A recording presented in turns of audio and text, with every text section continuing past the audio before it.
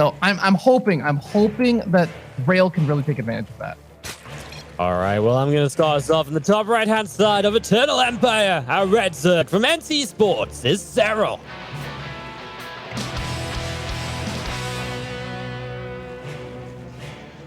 And down here in the bottom left-hand corner of the map, the blue Protoss player representing my co-caster, it is Rail. I'm in the game. I'm on the cast. Where aren't I, Ravi? I'm everywhere. It's pretty impressive, man. I mean, you have done almost as much as no regret in terms of pursuing so many different avenues in esports. Amazing. I love the reference. You know, going into this series, I know you were just talking about, you know, how much would taking a map disrupt the group. And I don't think I'm totally with you. I don't think taking a map disrupts the group, right? But imagine if Rail gets a map and it makes the difference of him getting like 4th place or something. I don't think that then disrupts the group, but it could be the decider, right? He was already, again, I was talking to him the other day about his games, and he was telling me, hey, like, you know, I took a map off Seoul, I played pretty well, and if I can put in the wins against the players I should win against, that map could be the difference between me advancing from the group. So it's definitely something to keep in mind. Big round robins, sometimes we have tiebreakers, and map score is going to be one of those tiebreakers. I feel like very often we end up having tiebreakers. I do really quickly want to point out something that Rail's doing with his wall off. That pylon, correct me if I'm wrong, Wardy, that pylon feels a little further forward than I see most Protoss players go for this, right? Yeah, so I think he just wants to set it up so he can wall across the front, like downwards first, and then also wall the ramp up into the base too, right, eventually off the same pylon, if I'm not mistaken. So I think that's just going to be his goal. It does work fine. It's just a different way of doing it, basically. Yeah. I'm one of those Protoss players that I always feel a little bit paranoid because when I see those Zerg players that go for some kind of early pool shenaniganry, and then it's just a bit of a longer wall off to try and get everything done. But you're right. I think that should end up being fine, especially since, yeah, Serral does only make those early 4 Zerglings to poke across the map, but it's a hatch gas pool and everything. It all should be well and good for the most part. Yeah, you said it. Hatch gas pool. 3rd hatchery is now already starting. Rail gets a very early sentry, though, and a sentry that early, okay, you can look at that as like a hallucination, maybe, but that's already sentry energy that might just build up into something like force field energy for a big immortal attack or so. Zealot into sentry is not that common adept opener, and there's already a robo, so you've got to expect there's potential for some big aggression here. Yep, the sentry's about to pop out, and I think Serral knows about that, but Serral is going to rely not really on the Zerglings just to get a scout, but he is going for that Overlord speed upgrade as well. And Overlord speed should just give him full vision of everything, especially when a Protoss player opens up with a sentry. Wardy, you really don't have a whole lot of things that even kill the speed Overlord. Not that you really could anyway. Yeah, it's crazy. Yeah, he gets the 2nd gate up, and now he's got a Stalker coming up as well. The Overlord speed is just completely Serral saying, you know what? I'm super confident in this game. I just don't want to die to anything silly. So I'm going to make sure my scout is on point from the very start. I'm going to see everything you could possibly throw at me, including this Robo Bay. So this is Rail changing it up already kind of big time. What this is actually a build I think he does a lot, and he actually has a lot of variations off this. I think this should be a disruptor drop opening. And then he does a few different follow-ups from there. Sometimes he goes charge. Sometimes he kind of gets a faster storm. Sometimes he actually just continues into like Colossus play. And obviously that's kind of cool because then if you do this a few times in a series, if Serral sees this twice, he's just like, oh, you're going to go Colossus again. And then a bunch of charge lots show up and kind of overwhelm. The Zerg response may not be perfect. So it is something that Serral will have to keep on scouting throughout the series if Rail continues to play like that. So that's what we're seeing right now. He is adding 4 more gates, though, which feels very aggressive already for this game number 1. Absolutely. One of the advantages also of getting that super early sentry is that it does have more time to build up energy, not only for hallucinating Phoenix Scouts, but if you do decide to go for that big gateway push out alongside these disruptors, then you will have a bit more force field energy available for you. There's that kind of wall off that you were talking about earlier on, where Rail is now walled off of the ramp that comes up into his natural, so he can move over to the 3rd base. Probe is going to go ahead and establish that, and first disruptor gonna get popped into the Warp Prism. Yeah, with that Warp Prism speed finishing in a few moments time, obviously it's going to go zooming across the map, and you'll see what damage you can do. Serral feels safe enough to start a melee upgrade, so is wanting to play kind of a Lingbane style further down the line. Going to accompany that with Roach Ravager as well. And let's see what this Disruptor can do. But And those first queens are already so well prepared. 2 queens, a spore crawl in position. There's no way this disruptor does anything here. I don't believe it, because the prism is obviously going to have to come back in. And then you just lose too much HP. So great deflection from the start from Serral. Doesn't even give Rail a chance to even look for a juicy disruptor shot. Yeah, I feel like the most that he's probably going to be able to get is maybe like a few lings here or there. He sends off a disruptor shot and damages the hatchery, I suppose. Tries to warp in 2 zealots. I mean, a very bold play. He does lift them up into the warp prism before they get picked off. I mean, if you're looking at this as Serral and you're kind of like, well, he's just made a disruptor. I don't really need units against that. I just need to dodge it, right? If you get a disruptor shot off the 4th base early and a couple of zealots, maybe it can actually do decent damage. At least bring it low, and then maybe the follow-up has some more potential. Here comes Rail. So he did make that 3rd base. He has droned up a bit. He's going to scare Serral into canceling the 4th base already. Looks like Serral will go straight up and take the 4th base on the high ground instead, so we'll have to forfeit the Rich Vespine Geyser, but a much safer base, easy to hold on to if the high ground ramps up into it. And back at home, Rail now will just continue to tech Twilight Council and Forge. So yeah, I'd say a pretty good success for Rail so far. Maybe he didn't get the disruptor shots he wanted, but he has forced a cancel. He stopped Serral taking a Rich Vespine. Those are things which are already little victories for Rail. Yeah, how do you feel about just the idea of rushing up for this disruptor and the disruptor drop and not actually investing into any Colossus? He is finally going to resume some or start some Colossus production, utilize that robotic space. I was going to say, it's sort of funny for me to see just like 1 disruptor and then a decent pause in any robo production. Never even rallied out a 2nd disruptor or anything. It's different. But this is the thing is, if Serral did his homework, he shouldn't be surprised by any of this so far, because this is super normal for what Rail does. And now Serral going to use this Overlord speed as well for some Bane drops. Love that, of course, because, well, you've already got the Overlord speed. It's one of the benefits of getting it early. You can Bane drop from the start, and this is where Serral's going to click 2 different drop lords into mineral lines and then maybe attack elsewhere at the same time. So Rail's going to have to be on point with his multitasking. Really can't afford to lose mineral lines of workers here. And well, this Overseer kind of gives itself up, as he does see a good reaction so far, but there's the combo on the 3rd base, and that is going to be eventually a lot of probes. It's like, first, let's soften up every single probe there, pause for a moment, let Rail sink in just to the dread of that big last Baneling hit, and then finally 11 probes go down. I like it. But this Spire is going to be really, really tough with Rail just making, I mean, he's making a lot of Stalkers right now. Stalkers can help deal with like the Mutalisks in a short term, and he is getting Blink up as well, but this is really, really going to become tough because you're going to be so spread out. And that's not even talking just about the fact that there are still a decent number of Ravagers, a lot of Lings out of the map. I'm a little worried that Rail's going to get caught in a lot of different places at once. Yeah, this is what Serral's so good at, right? Just going from different angles, really going for the multi-prong. Great to have that wall down the left side, but if that gets busted down by something, then you do have to really deal with that more. There's still an access point up into the 3rd base. Could even create a surround here. First couple force fields are good on the Banelings. Here come the Lings, but mostly going into Archons. It's the Banes that are going to roll into the 3rd. That would be very terrifying. You can see that worker kill count racking up as Rail holds the main army, but 21 probes go down. For Serral, this is fine. He loses, what, some Lings and Banes, and he really ravages the economy of Rail and puts Rail into a really tough position. And hey, Ravi, he's going for more. It's not even over yet, and Rail has no idea about this one. Oh, he actually does realize at the absolute last second, starts pulling the probes over to the main and sends them back over the natural. These Stalkers should be able to deal with that. The Banelings still end up dropping out and might be able to land 1 Baneling in the mineral line, but no +2 melee. It means that these probes will survive against 1 Baneling, although barely.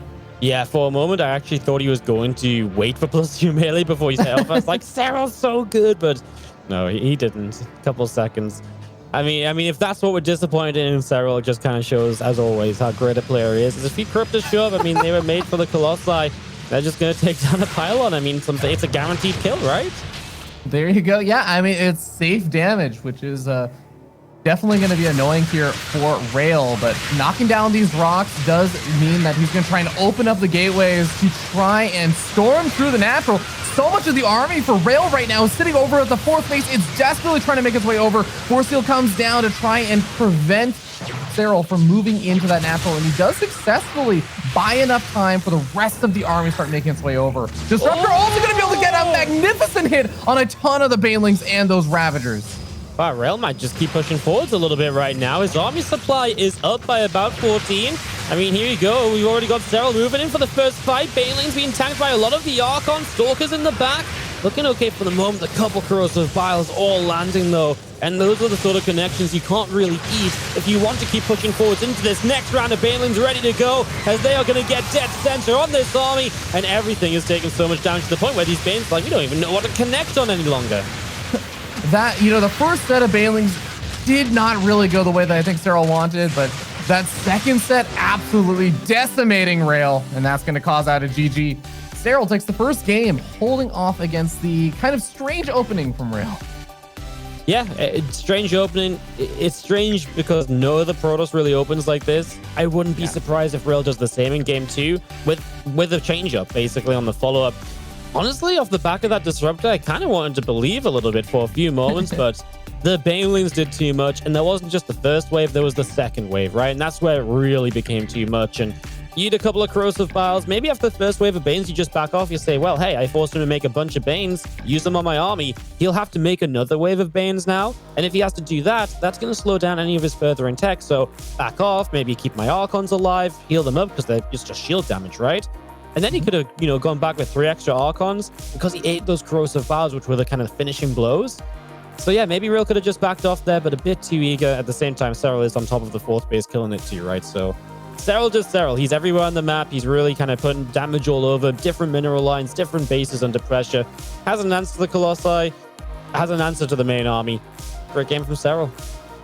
Yeah, I'm with you, though. I feel like Rail was one extra good fight away from starting to build up a bit of momentum and continuing to push across the map. Like you said, then Serral would have been out of all those Banelings if somehow Rail had been able to hold on there. If he, I don't know, had a few more like a 1 or 2 extra Archons, if he had another Sentry with force fields or something that really helped out in that first fight, I could see that game of like tilting the other way a little bit more. But yeah, at the end of the day, Serral is still reigning supreme, and we get to move on to Golden Wall. So Wardy, this is one of those rare nice maps that we get in the map pool where not every single player is complaining about this.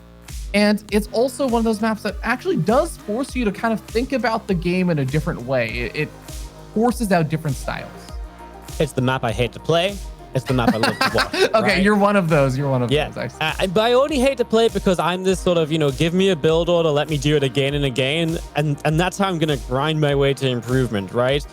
I don't like having to think about these weird things that can happen early, right? I don't like having to think, how am I going to mine my minerals, taking a gold base, accounting for that. But it makes for really fun StarCraft because it gives you so many different options. When I go into a game like on Golden Wall, I never really know what to tell you people because I'm like, well, yeah, that could be gold-based play. He could mine the bottom. There's been a meta on this map of its own. It's shifted from Terran players. I know this is a ZVP, but at first there was a lot of Terran players using the bottom of the map and just expanding there, pushing through the bottom. That died off. Now it's a gold-based map, but it didn't even go to a gold-based map straight away. Like, it's been really interesting to see this map develop in the pro scene across all the different matchups. It's been a real pleasure to watch as we get into this one. On the bottom right side, down a map, our blue Protoss is Rail.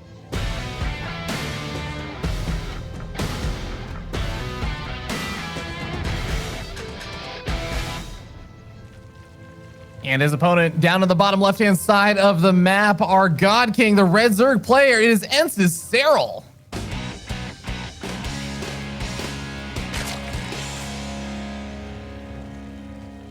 Always fun to see what Serral does on this kind of map as well, right? Because Serral is not that player who is terrified of doing things differently, right? We know Serral can be amazing at macro and amazing at playing long games, but he does throw in an all-in here and there. He does sometimes proxy hatch, right? He changes it up. And does he need to do that against Rail? Probably not. He can probably just keep it simple, and just play the macro game. But that makes him dangerous. And when you give him a map like Golden Wall, it's just fun to see kind of how his mind approaches the game compared to everyone else's, right? I'm totally with you. I actually feel like whenever we have one of these players that just reaches the absolute top with really solid macro styles, I feel as though back when Neeb was kind of at his peak up in 2017, we kind of saw like a similar vibe go through Neeb where he was just standard macro almost every single game.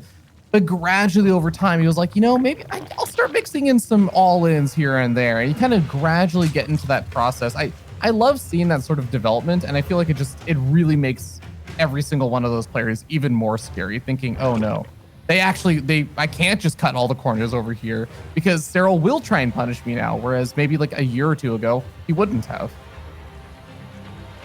No, for sure. That's Zealot again, that's man. what I was about to say. This Zealot, you just don't see this Zealot early in the game a lot of the time. It already makes you wonder what the plan's going to be. Usually you just don't go for a gateway unit this early, and then he goes for that second gateway, and it feels like we're already kind of setting up the same way as he did before into this not quite super standard opener. Again, I think if this is a repeat of game one, it's only a repeat to a point, because I know I sound like a broken record at this point, but he really does like to change up from that point of getting the disruptor, and that's where it kind of becomes tricky to play against. But he now does go for a stalker, so that is a change from the sentry. Yeah, absolutely. So he's not going to necessarily have the super fast hallucinations. He's going to be able to pick off maybe an overlord a little bit faster. But that also means that he's not going to have as much energy for force fields and everything. And you kind of see, and it looks like he's not really afraid about not getting vision from a hallucinating Phoenix, because he's going to have real Phoenix. In fact, he's going to have multiple real Phoenix. Well, I guess we'll have to wait and see if he's going to make oracles instead, though.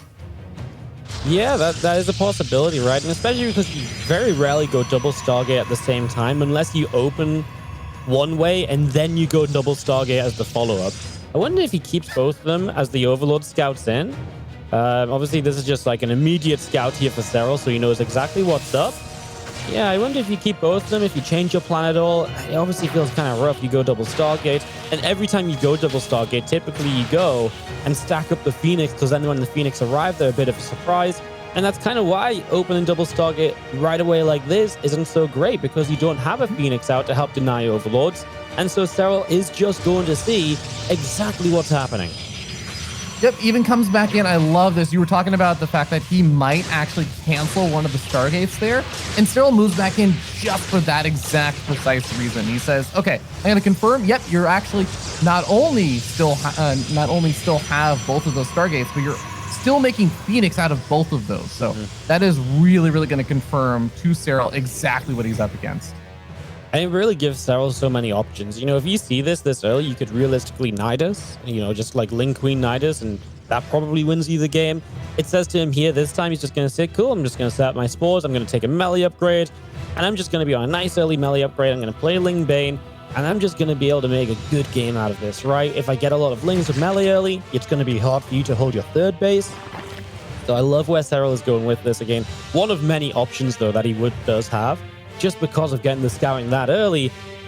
And that's where it's rough for Rail, because now Rail kind of has to think about these options as well, right? You know, imagine Serral was Nidusing, and then he just plays as though Niduses don't exist. So those are little things to think about. And the game goes up to 6 gates before taking that third. That will mean he's got a larger ground army to push with.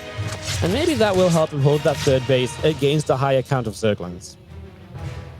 Yeah, and so far he's doing a pretty good job zoning out those Phoenix, but the Phoenix, I think, are finally in larger numbers. Are going to dive over to the main base, find one stray Queen. And I want to note that oftentimes versus double Stargate Phoenix, you will see 2 Spore Crawlers over here alongside the Queens, but over here it's only 1, and that does mean that these Phoenix can dive on in, start sniping off some of these drones, and already actually equalizing the worker counts and doing a pretty good job, not losing any Phoenix so far. Oh, you spoke too soon, Fear Dragon. Rail's gonna lose the one that was low, and that was just a little lazy. He's busy on the third base because there's Lings over there that are hitting this gold, so he's been trying to micro this. He does end up losing a Sentry, a Stalker, but he killed 25 Zerglings, so actually, it wasn't that bad for Rail either. And if I'm Rail right now, I kind of look at this and I'm like, well, maybe have something of a push able to go. The problem is, obviously, so much of his army supply is in Phoenix, which have, you know, limitations in terms of energy, and especially against Lings, these Phoenix don't really help that much. So it's a little bit rough in that regard. But yeah, I don't mind it for Rail, right? Because he's got the gold base now coming up. He's obviously dealt with those Lings well. Lost 1 Phoenix, but yeah, he did a good amount of damage initially too with those initial lifts. No, I'm definitely with you there. I think the kind of downside of the situation for Rail is that when you go for that double Stargate Phoenix, you don't really have a Robo or Twilight or anything else up right now. So even though you kind of look at this army for Rail and you're like, yo, that's actually a decently scary army. Remember, there's no charge, there's no blink, there's no resonating glaives, there's no splash damage even close to being over here. The Robo Bay is only just now starting. I think that's going to be a problem because Serral's just going to all in. because he's not been building drones. He's about to have roach speed, and he's already making roaches. He made extra queens. They're going to start pulling across the map. So Serral's going to commit into this gold base, and he's going to be completely all in. Rail needs to absolutely make sure he's at the very least got a shield battery here for that battery overcharge. He does. And it is quite far back as well, which means it might be somewhat safe from the Ravager bios, but that means he needs to creep this army at the front. He needs to waste time, basically, and force field it out. And he's just building so much that's not going to help him. Second Robo is going to be no use. Forge is no use. The Robo Bay is not going to add in anything right now either. This is just pure no upgrade. Basically Stalker Sentry and, a Lone Immortal mixed in here. Not the greatest, although the Bane's not really getting great connections just yet, but now they're starting to break through as the extra few force fields go down. Phoenix just can't find a way to do anything. Yeah, the Banelings even managed to connect with all of the sentries that still had any energy left over. You're starting to see, even with that photon overcharge or that battery overcharge, trying to keep some of these units alive for a little bit longer, it looks like he is just starting to bleed out a lot of these units. Immortal is starting to take a lot of the damage, but I mean, just look at that queen count. The queens are going to be so beefy. We're starting to see another one of those Immortals getting picked off almost immediately. And Serral, I feel like he's starting to make some progress over here. Is Rail going to be able to rally out enough units to hold on? Yeah, it feels like we're still close. If this second Immortal doesn't rally forward into the army, then maybe he's actually okay. And he might just about clean this up anyway. He hasn't lost any probes to this just probes yet. are walled This in. is really good. And now he's got a Disruptor out too. Oh my god. Wardy, I just realized the reason why he hasn't lost any probes. The probes can't escape right now. I mean, that's great against Balins. It may not be so great if they're walled in against something that goes behind those minerals, though. That is... Also, I was just afraid that if he loses his army, all those probes are gone now. There's no escape. I guess he could, like, recall them out or something. But, hey, I mean, Rail holds on. He's actually not too far behind his supply. And remember, he's getting up not only Disruptors, he's also adding on Colossus. So if he's given this extra 30, 45 seconds to just reinforce the ground, he's actually not going to be in too bad position, realizing he can't transfer workers. He doesn't need to, though. He actually has the workers he needs on that gold already. It's just he has the workers to kind of go up to fourth base. He shouldn't, though, because Serral hasn't droned until just now. Serral is just waiting for Bane speed. On the way to 2 Colossi, I mean, this is the point where all of those investments early that weren't going to help with the first attack are now already here to immediately start helping you with the next attack, right? Behind the mineral line, Wardy, behind the mineral line at Rail's third. This, oh my god, it's a repeat. Serral with his Ravagers behind this mineral line again. Yeah, I mean, this was exactly what I said, right? It's just going to be one unit there. That's where those probes are going to struggle a little bit. The one thing you actually need to be really careful of here is, as he eats his Ravager shot, is that he doesn't have his army caught there when Serral goes for the large attack, right? Because if that happens, it's actually a little bit annoying because then you're kind of fighting your own choke point for no reason, basically. Yeah, it's literally a wall that he would have to move his entire army around. It would be really, really brutal if too much of his army was over there. I do like having the Colossus and like a few Stalkers over there, especially since the Colossus will have Thermal Lance. And hey, this is actually a nice way to chase it down. Disruptor gonna get that kill. I love it. It does get a couple extra probes at the end. Serral has been building units, man, and he's ready for an attack. And Rail's moving out onto creep. This is not where Rail wants to be because this army up the right is going to just dive on him. And it's great if he finds that army on its own, but he is not ready to be surrounded. Fighting on creep, that speed boost is going to come into play. Serral even setting up a larger surround those Banes. Actually going to go for the gold base. The probe doesn't get there, and obviously there's only so far to run. Banes will just crash in, and well, those probes are going to fall. Maybe now, though, you could argue that this army moving across the map isn't going to be flanking, so maybe it's a bit better. Rail's going to play it safe and pull back home. Yeah, man, I got so afraid, though, just like I think you did, about Rail getting caught in the middle of an open field against Zerg on creep. That is actually the nightmare scenario. I mean, there literally cannot be a worse place to engage as a Protoss player. This was such a good defense against the Lings. He force fields them in, and then his Zealot moves, so they actually get into the main base. There's just a couple more warpins to deal with it, but then it's a few more probes, more time, more attention paid to it. Whereas Rail would actually love to just go across the map. Honestly, a fight for him right now might be pretty good. You've got a good Colossus down. You've got some Disruptors. They pick up a few of the Banes on the entry. This could be really good for you. Those force fields come down, and so I was just like, yep, got you. Thanks for the energy. They did. I don't know how you feel about this. I really wouldn't mind if, okay, well, obviously Rail has to deal with all these counterattacks. Super annoying right now and killing a lot of workers. Oh my God. I was going to say, I wouldn't mind if Rail wouldn't go straight through like the mid center of the map, but kind of hugged along like the mineral patches on the south side or something. Like stay up against a bit of a wall so he doesn't have to use force fields for the entire area.